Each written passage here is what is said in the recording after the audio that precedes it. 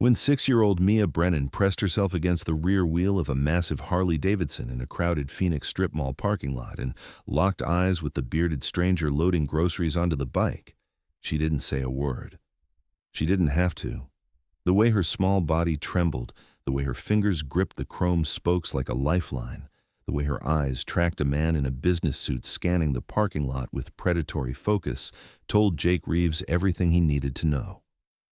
The fact that the suited man walked within 3 feet of where the child crouched without looking down, too focused on scanning faces at adult height, would be the tactical mistake that saved her life and exposed a custody abduction that had crossed 3 state lines in 18 hours. The Fry's Marketplace parking lot on East Camelback Road was a Saturday afternoon study in mundane chaos. Shopping carts rattled across sun-bleached asphalt. Families loaded minivans with weekly groceries. Elderly couples moved carefully between parked cars. College students grabbed last-minute supplies before heading back to ASU. Heat shimmered off hoods and windshields in waves that made the distance look liquid. Everyone moved through their own bubble of routine, seeing without observing, looking without truly paying attention. Jake Reeves was 47 years old, road captain for the Desert Suns Motorcycle Club, with 23 years of riding and 15 years of sobriety behind him. He stood 6'1", lean and weathered, with iron-gray hair pulled back and a beard that reached mid-chest. His cut, the leather vest that marked him as Desert Suns, bore patches from charity rides across the Southwest and a small memorial square for his daughter Sarah, who died at 19 in a drunk driving accident that hadn't been her fault. Jake had spent the last 8 years trying to be the kind of man Sarah would have been proud of, the kind who showed up for people who needed someone to show up. He'd just finished loading 2 weeks' worth of supplies into his saddlebags, grateful for the excuse to ride instead of being stuck in his apartment with too much thinking time when he felt it. Not a sound exactly, but a presence, a shift in the air behind him that made old instincts fire. He turned his head slowly and found her. A little girl, maybe 6 years old, pressed against his bike's rear wheel like she was trying to become part of the machine. She had dark blonde hair and 2 braids that were coming loose, wearing a pink dress with grass stains and white sandals that had seen better days. Her face was pale despite the Arizona heat, tear-tracked, eyes red and swollen. But what stopped Jake's heart was the pure terror in those eyes, not the fear of being lost or separated from a parent in a store, the bone-deep terror of a child who knew she was being hunted. Jake crouched down slowly, keeping his movements careful and non-threatening, positioning his body between the child and the rest of the parking lot. He kept his voice barely above a whisper. "Hey there, sweetheart. You okay?" The girl's eyes darted past him, scanning, then came back. She shook her head in tight, frightened jerks. Her small hands were still gripping his wheel spokes so hard her knuckles had gone white. "Are you lost? Do you need help finding your mom or dad?" At the word dad, the child's face crumpled with fresh fear. She shook her head more violently and tried to push herself further against the bike, physically impossible, but the instinct was clear. She was trying to disappear. Jake's training from years of recovery work, of sitting with people in crisis, of learning to read fear and trauma, kicked into overdrive. He scanned the parking lot with peripheral vision, not turning his head, looking for what had this child so terrified. That's when he saw him. A man in his mid-30s, athletic build, wearing an expensive gray business suit that looked ridiculous in Phoenix heat, designer sunglasses, Italian leather shoes. He was moving through the parking lot with purpose, scanning faces, looking between cars, checking storefronts. His movements were methodical, controlled, but there was tension in his shoulders and jaw that suggested barely contained panic or rage. The man was hunting for something, for someone. Jake looked back at the child pressed against his bike and made the connection. The suited man walked past them, less than 10 feet away, his eyes sweeping across adult faces in car windows. He looked right past Jake's Harley without looking down, didn't see the small figure crouched at wheel level, didn't register that something might be hiding in plain sight. The tactical mistake of someone looking for a running child, not a hidden one. The man continued past, his frustration evident in the set of his shoulders, and disappeared between parked cars toward the store entrance. Jake waited until he was out of sight, then refocused on the girl. "Sweetheart, "Is that man looking for you?" The child nodded, tears spilling over again. "Is he your dad?" Another nod, but this one came with a small sound, a whimper that was pure fear. "Do you want to go with him?" The girl shook her head so hard one of her braids came completely loose. Jake felt cold despite the 100-degree heat. He'd been in recovery long enough, had sponsored enough survivors of abuse, had learned enough about trauma to know that this was real. Children this age didn't hide from parents with this kind of terror unless something was very, very wrong. He pulled out his phone, keeping his body positioned to block the child from view if the suited man came back. "I'm going to call for help, okay? You're safe here. I'm not going to let him take you, I promise." The girl's eyes searched his face with desperate intensity, trying to determine if she could trust this stranger, this massive biker who looked nothing like the safe adults children were usually told to approach. But sometimes when you're 6 years old and terrified, you trust your gut. You trust the person who crouches down to your level, who speaks quietly, who positions themselves between you and danger. She nodded once, then whispered the first words she'd spoken, her voice so small it was almost lost in parking lot noise. "His name is Richard Brennan. He took me from Mommy's house last night. Mommy said never go with him. He said we're going to Mexico and I'll never see Mommy again." Jake's blood turned to ice. He dialed 911 with steady hands that came from years of crisis management, years of talking people down from ledges both literal and metaphorical, years of being the calm in other people's storms. 911, what's your emergency? "This is Jake Reeves. I'm in the Fry's parking lot on East Camelback. I have a 6-year-old girl hiding behind my motorcycle who says she was taken from her mother's house last night by a man named Richard Brennan. He's here in the parking lot looking for her right now. Gray business suit, mid-30s, athletic build. I think this is a parental abduction or possibly worse. I need units here immediately." The dispatcher's tone sharpened instantly, shifting from routine to crisis mode. "Sir, can you stay on the line? Can you keep the child safe until officers arrive? I've got her. She's hidden. But the male is actively searching the parking lot. He walked past us once already. He's going to come back. Units are being dispatched now, multiple cars. Can you describe your location more specifically?" Jake gave detailed directions, his eyes never leaving the spaces between parked cars where the suited man had disappeared. "I'm at the southeast corner of the lot, next to a black Harley Road King. I'm wearing a leather vest, Desert Sun's MC patches. The child is behind my bike. I'm blocking her from view. Sir, when officers arrive, they'll need to verify the situation. Do you understand?" "I understand. But ma'am, if this guy comes back and tries to grab her before police arrive, I'm not letting that happen."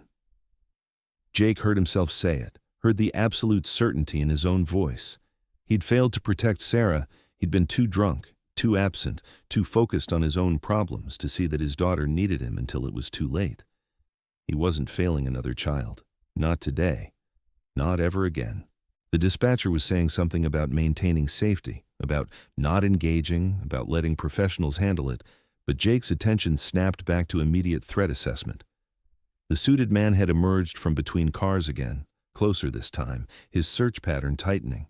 He was moving with increasing urgency, checking under vehicles now, looking in truck beds, his composure cracking. Jake shifted his position, using his body and his bike as a physical barrier. The child had gone absolutely still behind him, every survival instinct telling her to be invisible. The man came closer, now less than 20 feet away. His face was flushed, jaw tight, movements becoming more aggressive. He was losing control of his search, starting to draw attention from other shoppers who were giving him wary looks. Jake made direct eye contact when the man's gaze swept across him. Sometimes the best way to hide something is to be completely open, to be so obviously not hiding anything that the searcher's brain dismisses you immediately. The man's eyes passed over Jake, over his Harley, registered biker veteran grocery shopping, nothing suspicious, moved on. He didn't look down. The man turned and started walking back toward the store entrance, pulling out his phone, probably to call the girl's mother with threats or lies, probably to regroup his strategy. Jake kept the dispatcher on the line, reporting movements, counting seconds. "Where are the units?" 2 minutes out, sir." 2 minutes felt like 2 hours. Jake crouched back down to the child's level. What's your name, sweetheart? Mia. That's a beautiful name. Mia, you're doing so brave right now. The police are coming. They're almost here. Do you believe me? Mia nodded, but her eyes kept tracking past Jake, watching for danger. You saved me. You hid me behind your motorcycle. Jake felt something break open in his chest. I did. And I'm going to keep you safe until your mom can hold you again. I promise you that. Do you know my mommy? I don't know her yet, but I bet she's really scared right now and really missing you. Mia's face crumpled. I want my mommy. I know you do, honey. The police are going to help make that happen. The wail of sirens cut through parking lot noise, getting closer fast. Jake saw the suited man's head snap toward the sound, saw calculation flash across his face, saw the moment he made his decision.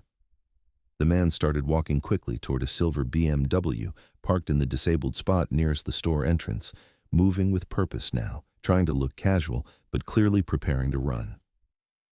3 Phoenix PD units screamed into the parking lot from different entrances, effectively boxing it in.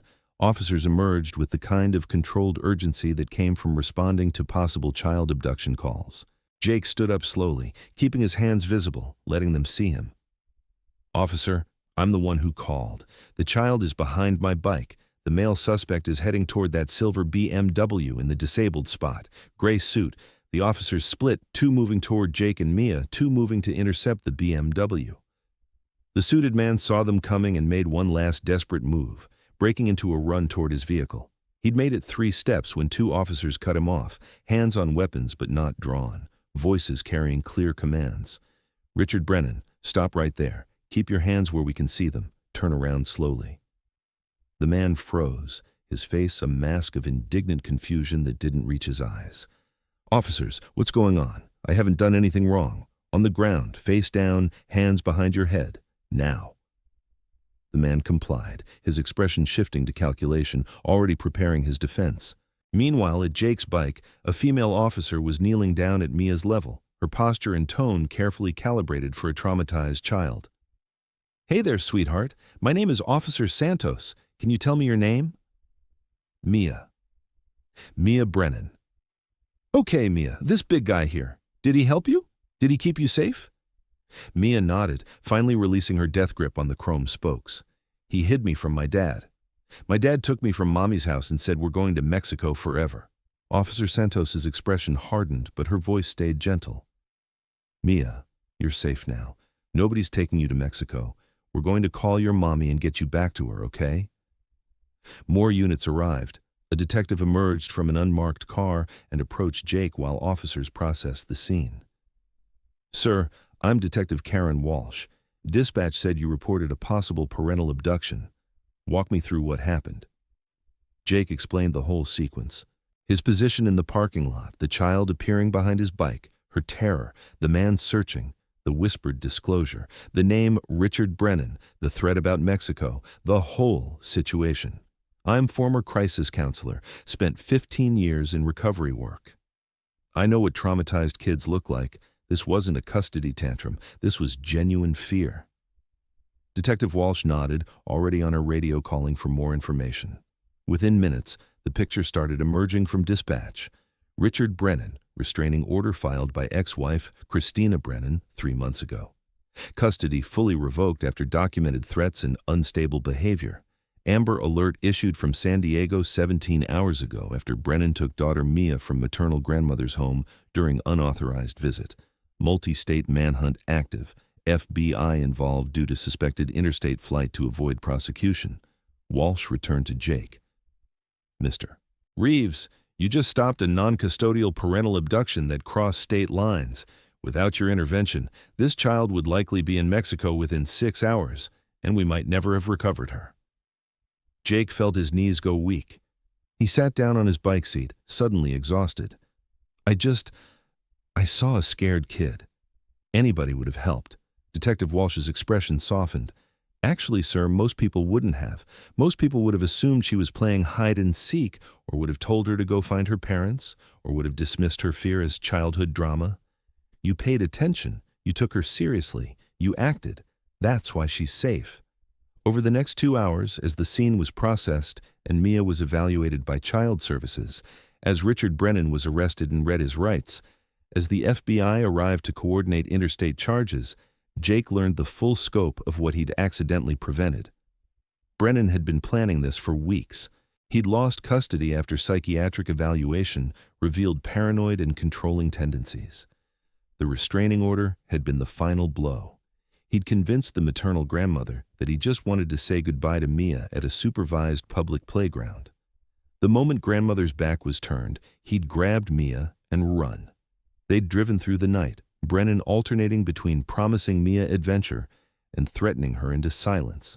He'd stopped in Phoenix to get cash and supplies before making the final push to the Mexican border. He'd made one critical mistake. He'd let Mia use the restroom at Fry's while he grabbed water bottles from his car. Mia had seen her chance. She'd run, not toward the store where he could follow, but into the parking lot maze. She'd seen Jake's Harley, had seen the leather and the size, and had made a 6-year-old's split-second decision. Big motorcycle means strong. Strong means maybe he can keep me safe from Daddy. She'd been right. Christina Brennan arrived at Phoenix PD headquarters 4 hours later, having driven from San Diego the moment she got the call that Mia was safe. Jake was still there, giving his formal statement when he heard the sound that would stay with him forever. A mother's cry of relief and anguish and overwhelming gratitude, all compressed into one word. Mia. Jake turned to see a woman in her early 30s, dark blonde hair like her daughter's, face ravaged by nearly 24 hours of the worst fear a parent can experience. She dropped to her knees as Mia ran to her, and they collided in an embrace that made every cop in that station look away because watching that kind of reunion broke you open and put you back together simultaneously. They held each other and cried, and Christina kept saying, "I've got you, baby, I've got you. Mommy's here. You're safe, you're safe, you're safe," like a prayer or a promise or both. When they finally pulled apart enough to breathe, Christina looked around the room until her eyes found Jake. She walked over, still holding Mia's hand like she'd never let go again. "You're the man who hid her, who kept her safe." Jake nodded, unable to speak past the tightness in his throat. Christina pulled him into a hug that was fierce and desperate and full of a gratitude that had no adequate words. "Thank you doesn't cover it. Thank you doesn't even come close. You gave me back my daughter. You gave me back my whole world." Jake hugged her back carefully, and when he pulled away, he knelt down to Mia's level one more time. "You did good, Mia. You were so brave. You trusted your instincts and you asked for help, even when you were scared. That's what heroes do." Mia looked at him with those serious eyes that had seen too much in the last day. "Are you going to be my friend now? Like, forever?" Jake felt his eyes burn. "Yeah, kiddo. Forever friends." Christina's voice was thick with emotion. "Mr. Reeves, I don't know how to begin to thank you. The detective told me everything. How you positioned yourself to hide her, how you called for help immediately, how you didn't dismiss her or tell her to go find her parents like normal adults would have." She paused, struggling for words. "My daughter's alive because you paid attention when everyone else was just going about their Saturday shopping. It's not something I can ever repay." Jake shook his head. "You don't repay it. You just hold her tight and keep her safe and help her heal. That's all the thanks I need." But Christina wasn't finished. "Can we stay in touch? Would that be okay? Mia talks about the man with the big motorcycle who saved her. I think having you in her life, even just occasionally, would help her understand that there are good people in the world, that asking for help works, that she made the right choice running to you." Jake thought about his daughter Sarah, about how he'd failed to be present for her, about the years of sobriety and service that had been his attempt to make amends to a daughter who could no longer hear his apologies. Maybe this was a different kind of redemption. Maybe this was Sarah telling him he'd finally gotten it right. "I'd be honored," he said simply. Over the following weeks, as Christina and Mia returned to San Diego and began the long process of healing, as Richard Brennan faced federal kidnapping charges that would keep him in prison for years, as restraining orders were reinforced and custody arrangements were made permanent, Jake stayed in contact. They talked on the phone every Sunday. Mia would tell him about her week, about her therapy sessions, where she was learning that fear was normal and bravery was acting despite fear, about her school and her friends and her new stuffed motorcycle that she slept with every night. Christina would update Jake on the legal proceedings, on Mia's progress, on her own journey through trauma and relief, and the complicated emotions of a mother who'd almost lost everything. 3 months after the parking lot incident, Christina and Mia drove to Phoenix for a weekend visit. Jake met them at a family-friendly restaurant, and when Mia saw him, she ran across the parking lot and threw her arms around his waist with the unself-conscious affection of a child who decided someone was safe and good and hers. Jake hugged her back, this little girl who'd trusted a stranger because her instincts told her to, who'd been brave enough to hide instead of freeze, who'd asked for help when she needed it most. They spent the afternoon together. Jake showed Mia his Harley up close, let her sit on it with proper supervision, explained how motorcycles worked in simple terms that made her eyes light up with curiosity.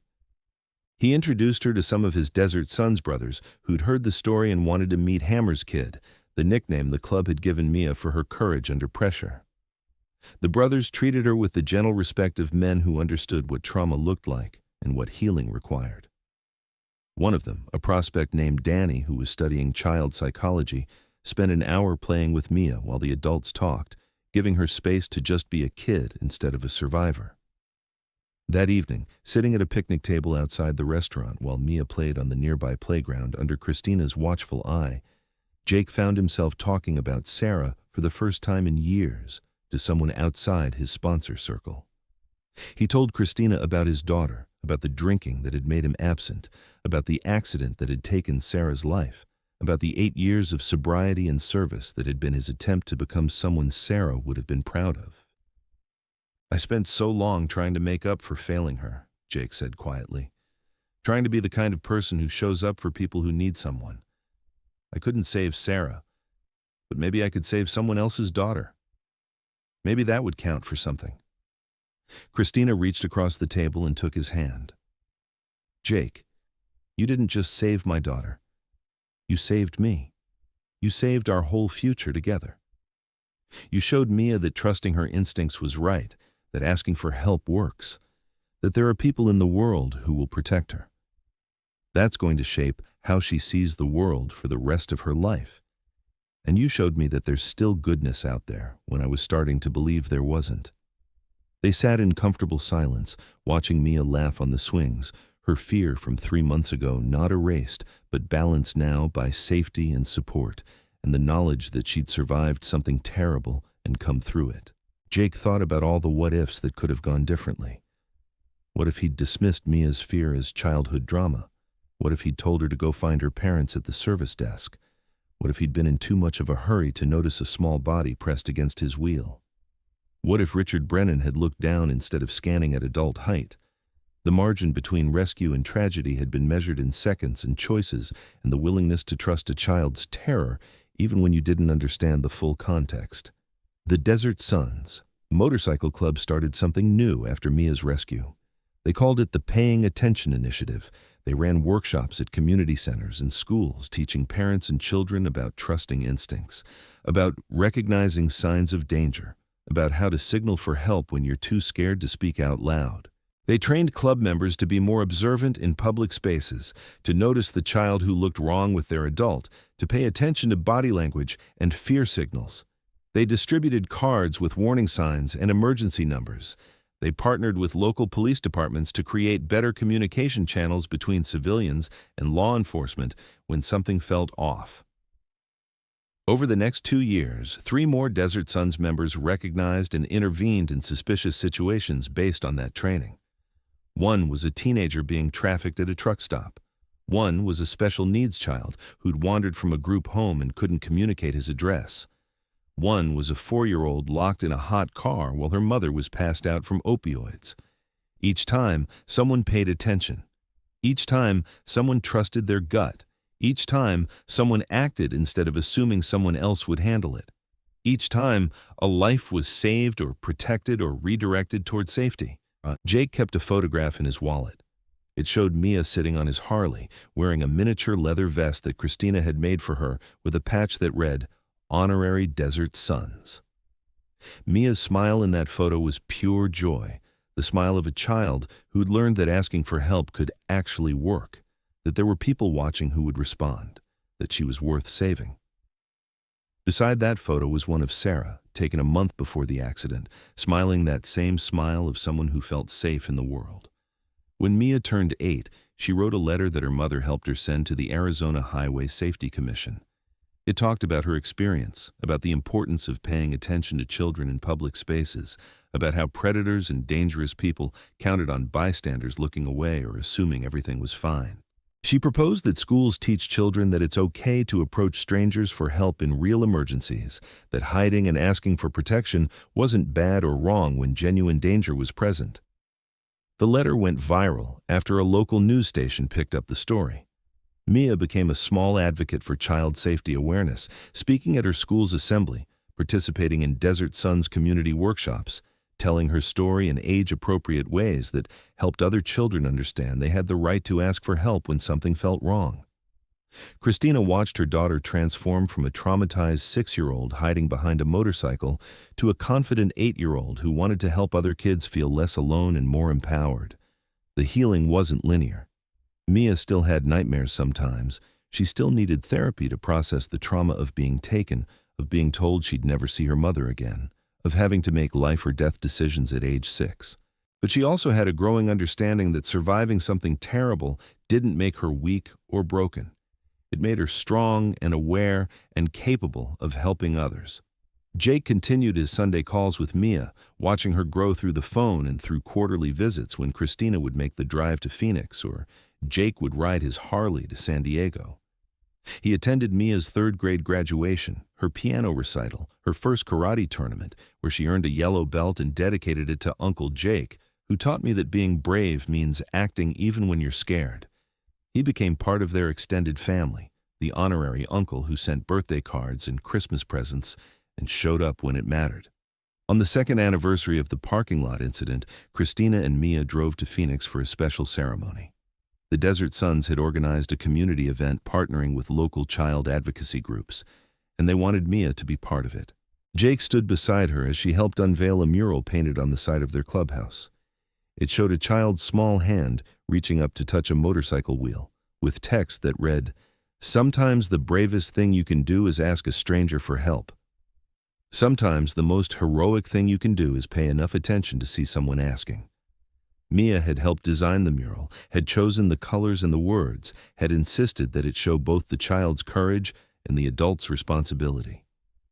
She wanted people to understand that rescue was a partnership, that children needed to be brave enough to ask and adults needed to be aware enough to see. After the unveiling, as local media interviewed club members and child safety advocates talked about the importance of community vigilance, Jake and Mia sat on his Harley together in the parking lot, the same bike she'd hidden behind 2 years earlier, the same chrome spokes she'd gripped with terrified desperation, the same machine that had become a symbol of safety and protection and the willingness of strangers to show up when children needed them. "Do you remember being really scared that day?" Jake asked gently. Mia nodded, her expression thoughtful. "I remember thinking nobody was going to see me, that I was going to disappear and Mommy would never find me. But then I saw your motorcycle and I thought, maybe if I hide behind something big and strong, maybe someone big and strong will notice me." And you did. Jake felt his throat tighten. "I'll always notice you, kiddo. That's a promise." Mia leaned against him with the comfortable trust of a child who'd learned that some promises are kept, that some adults follow through, that asking for help can actually result in being helped. "When I grow up," Mia said seriously, "I want to be the person who notices when kids need help. Like you did. Like all the Desert Sons do. I want to pay attention so nobody feels invisible." Jake thought about his daughter Sarah, about the ways he'd failed to pay attention when she needed him, about the second chance he'd been given when a terrified 6-year-old had pressed herself against his motorcycle wheel and trusted him to see her. He thought about redemption and purpose and the ways that saving one person could ripple outward to change multiple lives, including the life of the person doing the saving. "That sounds like a good plan, kiddo. The world needs more people willing to pay attention." They sat together in comfortable silence while the community event continued around them, while people learned about child safety and awareness, while conversations happened about responsibility and vigilance and the ways that ordinary people could intervene in extraordinary circumstances. The story of Mia and the parking lot became part of Desert Sun's identity and purpose. It was told to new prospects as an illustration of what the club stood for beyond charity rides and brotherhood. It was shared at schools and community centers as a teaching tool about trusting instincts and paying attention. It was referenced in training materials for civilians about recognizing signs of child distress and abduction. It became a reminder that heroism wasn't always dramatic or violent or Hollywood-ready. Sometimes heroism was crouching down to a child's level and saying, "I believe you and I'm going to help." Sometimes heroism was positioning your body as a shield between danger and innocence. Sometimes heroism was making a phone call and staying put when every instinct said to mind your own business and keep moving. Richard Brennan was sentenced to 15 years in federal prison for interstate kidnapping, custodial interference, and multiple counts of violating restraining orders. He would be eligible for parole in 12 years with good behavior, but supervised visitation would require extensive psychiatric treatment and judicial approval. Mia wouldn't have to see him unless she chose to as an adult, and Christina made sure she understood that choice would always be hers. The civil case that followed resulted in permanent termination of parental rights, giving Christina sole legal and physical custody without the shadow of potential future custody battles. It gave Mia legal protection and emotional closure, the official recognition that her fear had been valid, her running had been justified, her choice to hide and ask for help had been the right decision. Jake received a civilian commendation from Phoenix Police Department for his intervention and assistance in recovering an abducted child. He accepted it at a formal ceremony where Mia insisted on being present, where she stood beside him wearing her honorary Desert Sun's vest and held his hand while the chief of police talked about community partnership and civilian vigilance. The commendation went on the wall of the Desert Sun's clubhouse next to the photograph of Jake and Mia on the Harley, next to the sketch Mia had drawn of the parking lot incident, showing a small figure behind a big motorcycle and a tall man with a beard standing guard. It became a reminder to every brother who walked through those doors that their responsibility extended beyond themselves and each other to the vulnerable people in their community who needed someone to notice them and take them seriously. Years later, when Mia was 12 and starting middle school, she wrote an essay for English class titled, "The Day I Learned That Strangers Can Save You." She wrote about the parking lot, about pressing herself against cold chrome and hoping someone would see her, about Jake's quiet voice asking if she was okay, about learning that sometimes the people who look the scariest are actually the safest, because they've seen enough of the world's darkness to recognize it in others and stand against it. Her teacher submitted the essay to a state writing competition, and it won first place in the personal narrative category. The prize was a scholarship fund for college and an invitation to read the essay at a state education conference. Mia stood at a podium in front of 300 teachers and administrators and read her story in a clear voice that never wavered. She talked about fear and courage and the importance of teaching children that they have the right to trust their instincts, even when adults tell them to be quiet and compliant. She talked about teaching adults to actually listen when children report danger instead of dismissing them as dramatic or attention-seeking. She finished with a line that brought the audience to tears. "I was 6 years old and terrified and hiding behind a stranger's motorcycle, but I wasn't alone because one person decided to pay attention. That's all it takes to save a life. One person choosing to see instead of looking past. One person believing instead of dismissing. One person acting instead of assuming someone else will handle it." Jake was in the audience that day, sitting beside Christina, watching this remarkable young woman who'd been a terrified little girl 8 years earlier. He thought about Sarah, about the ways grief had driven him to become better, about how saving Mia had somehow saved him too. He thought about redemption being less about grand gestures and more about showing up consistently, about being present and attentive and willing to act when action was needed. He thought about the Desert Sun's brothers who'd embraced this mission of paying attention, who'd intervened in their own situations, who'd saved their own Mias because they'd learned that awareness and action could coexist with leather and motorcycles and the brotherhood of the road.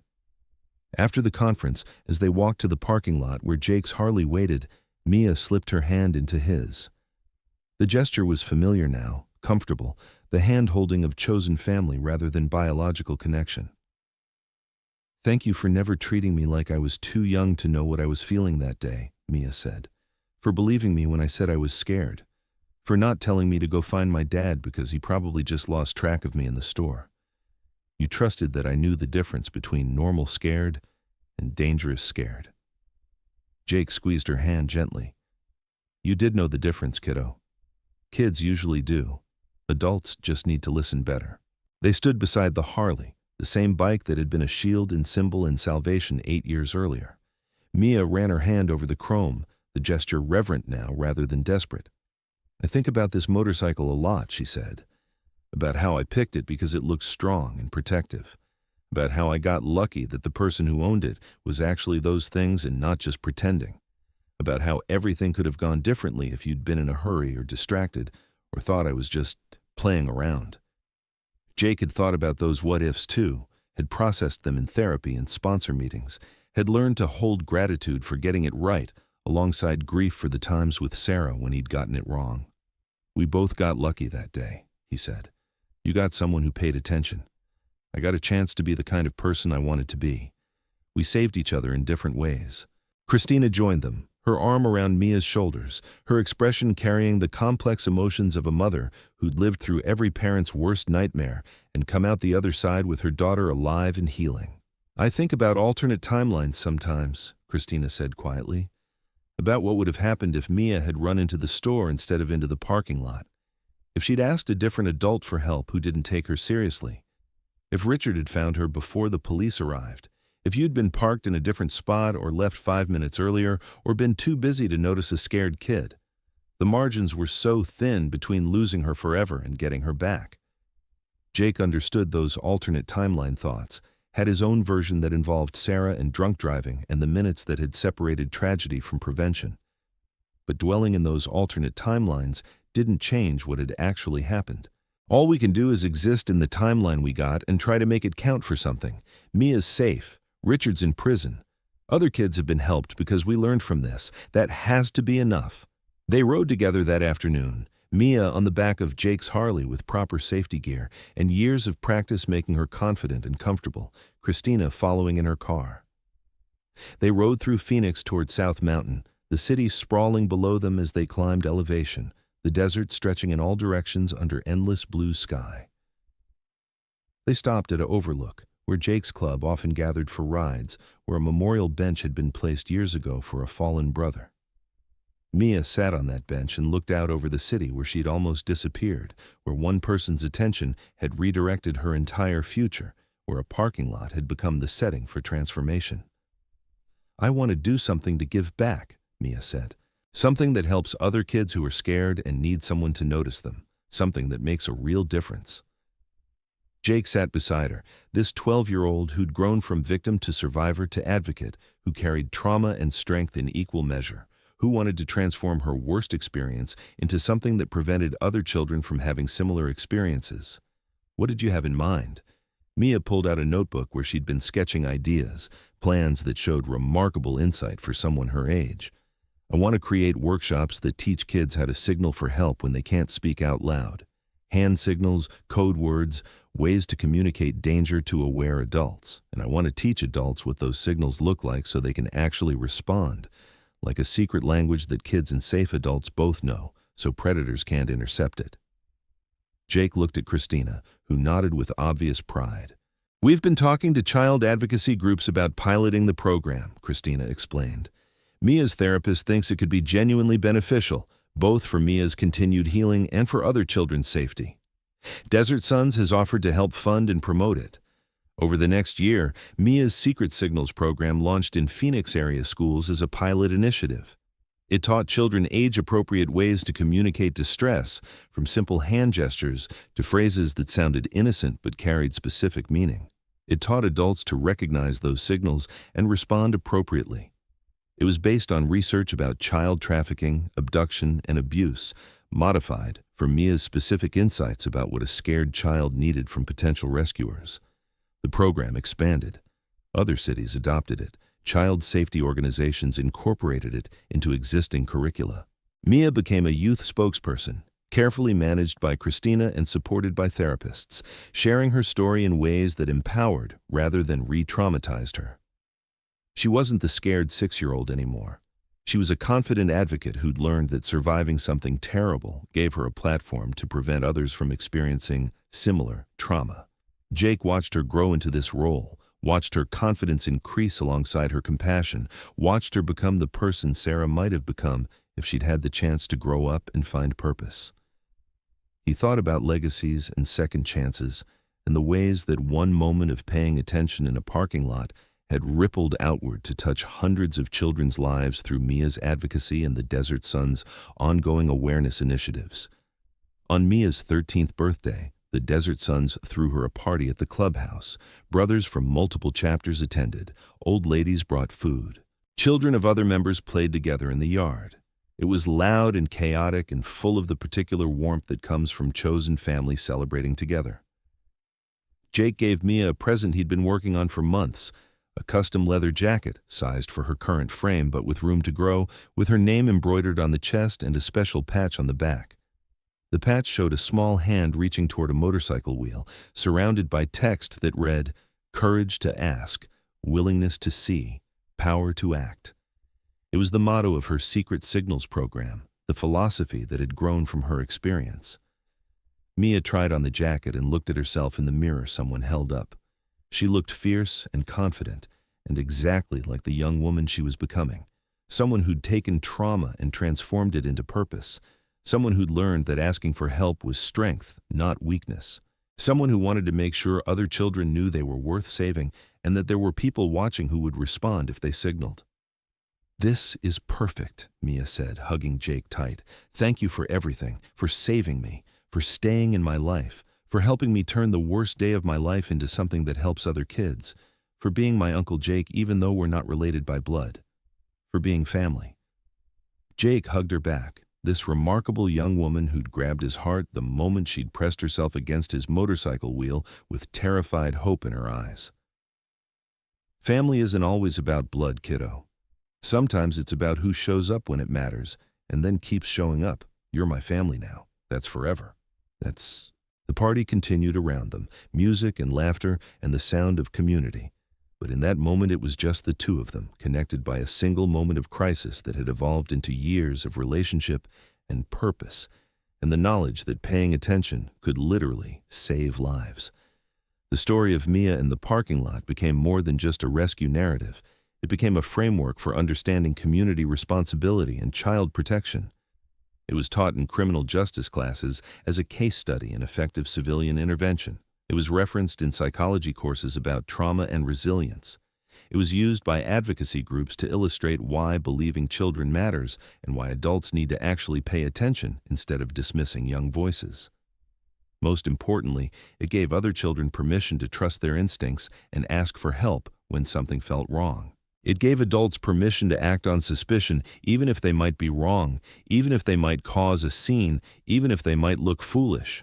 Because the alternative, missing the signal and losing a child, was infinitely worse than the temporary embarrassment of being mistaken. Jake kept riding with Desert Sons, kept showing up for community events, kept being present and aware in public spaces because he'd learned that sometimes that's all it takes to change someone's entire trajectory.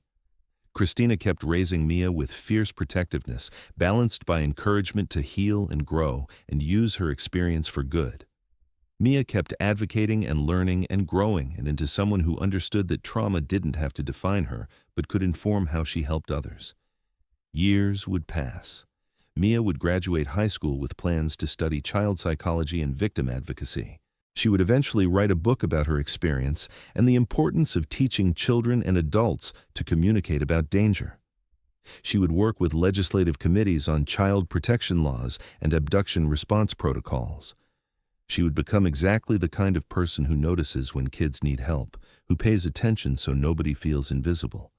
And through it all, Jake would be there, at graduations and achievements and difficult moments, the honorary uncle who'd become real family, the man who'd paid attention when it mattered most, the reminder that sometimes all it takes to save a life is choosing to see instead of looking past, choosing to believe instead of dismissing, choosing to act instead of assuming someone else will handle it.